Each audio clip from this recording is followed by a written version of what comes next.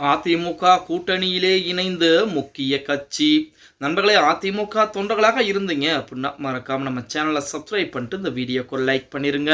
அனைத்திந்திய அண்ணா திராவிட முன்னேற்ற கழகத்தை பொறுத்த வரைக்கும் 2026 சட்டமன்ற தேர்தலுக்கு மெகா கூட்டணியை அமைத்து விட்டார் எடப்பாடி அப்படின்னே கூட சொல்லலாம். அதாவது கூட்டணி பற்றின பேச்சுவார்த்தை, தொகுதி பங்கீடு எல்லாம் ஒருபுறம் போய்கொண்டிருந்தாலும் மாற்றுக் கட்சியில் இருக்கக்கூடிய முக்கியமானவர்களை தன் பக்கம் இழுக்கக்கூடிய வேலையும் அதிமுகவினர் மிக தீவிரமாக பார்த்துக்கிட்டு இருக்காங்க. அப்படித்தான் நேற்று தினம் மிக முக்கியமான ஒரு சந்திப்பு என்பது நடந்திருக்கிறது. அந்த சந்திப்பு தான் தமிழக அரசியல் வட்டாரத்திலே மிகப்பெரிய ஒரு பரபரப்பையும் ஏற்படுத்தி இருக்கிறது. அதிமுக பொதுச்செயலாளர் எடப்பாடி பழனிசாமி தமிழ்நாடு கொங்கு இளைஞர் பேரவை தலைவர் தனியரசு சந்தித்து ஆலோசனை நடத்தினார். இந்த சந்திப்பு என்பது கூட்டணி பற்றின பேச்சுவார்த்தை, கூட்டணிக்கு அச்சாரம் போடப்பட்டதாகத்தான் கருதப்படுகிறது அப்படின்னே கூட சொல்லலாம். சட்டசபை தேர்தல் எடுக்கக்கூடிய இந்த வேளையிலே ஒவ்வொரு அரசியல் கட்சிகளுமே மிக தீவிரமாக வேலைப்பாடுகளை பார்த்துக்கிட்டு வர்றாங்க. அந்த நிலையில் தான் எடப்பாடி பழனிசாமியை அவர்களை தனியரசு அவர்கள் எடப்பாடி சாமியுடன் சந்தித்து பேச்சுவார்த்தை நடத்தியது பரபரப்பை ஏற்படுத்தி இருக்கிறது அப்படின்னே கூட சொல்லலாம். நவம்பர் மாதம் திமுக தலைவர் ஸ்டாலினை சந்தித்து சட்டப்பேரவை தேர்தல் கூட்டணி தொடர்பாக பேசியிருந்தார் தமது தனியரசு அவர்கள். இந்த நிலையில் திடீர் ட்விஸ்டாக தனியரசு சென்னை பசுமை வழிச்சாலையில் உள்ள எடப்பாடி பழனிசாமி இடத்திற்கு சென்று அவரை சந்தித்து பேசியிருக்கிறார். வரும் ஜனவரி 23ஆம் தேதி பிரதமர் மோடி தமிழகம் வருகிறார். செங்கல்பட்டு மாவட்டத்தில் உள்ள மதுராந்தத்தில் நடைபெறக்கூடிய பொதுக்கூட்டத்திலே அவர் பங்கேற்க இருக்கிறார்.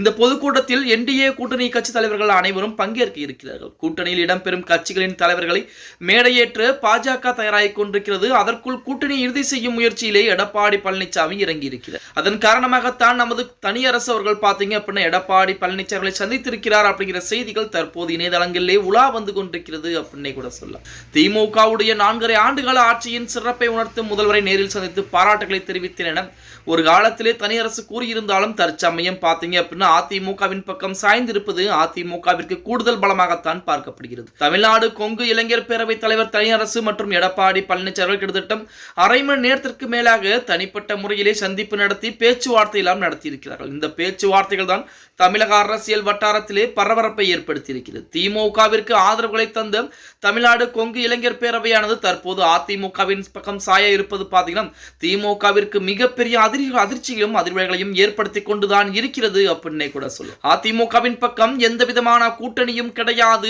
அதிமுக வெறும் கட்சியாகத்தான் இருக்கிறது என அதிமுக விமர்சித்தவர்களுக்கு பதிலடி கொடுக்கக்கூடிய வகையில் தான் தற்சமயம் கூட்டணி என்பது அதிமுகவின் பக்கம் பலமாகி கொண்டிருக்கிறது அப்படின்னே கூட சொல்லலாம். பொறுத்திருந்து பார்க்கலாம். 2026 சட்டமன்ற தேர்தலிலே அதிமுகவிற்கு மிகப்பெரிய பிரகாசமான வாய்ப்பு என்பது இருக்கிறது. அதாவது தமிழக மக்களை கேட்டோம், தமிழக மக்களை பார்த்தோம் அப்படின்னாலே தமிழக மக்கள் இந்த 4.5 ஆண்டு காலத்திலே என்னென்ன இன்னல்களை செஞ்சிருக்கிறார்கள், எவ்வளவு கடன் என்பது தமிழகத்தின் மீது இருக்கிறது என ஒவ்வொரும் புலம்பிக் கொண்டுதான் இருக்கிறார்கள் அப்படின்னு சொல்லி ஆகணும். ஓகே கைஸ், வீடியோ பிடிச்சிருந்தா மறக்காம லைக் பண்ணிருங்க.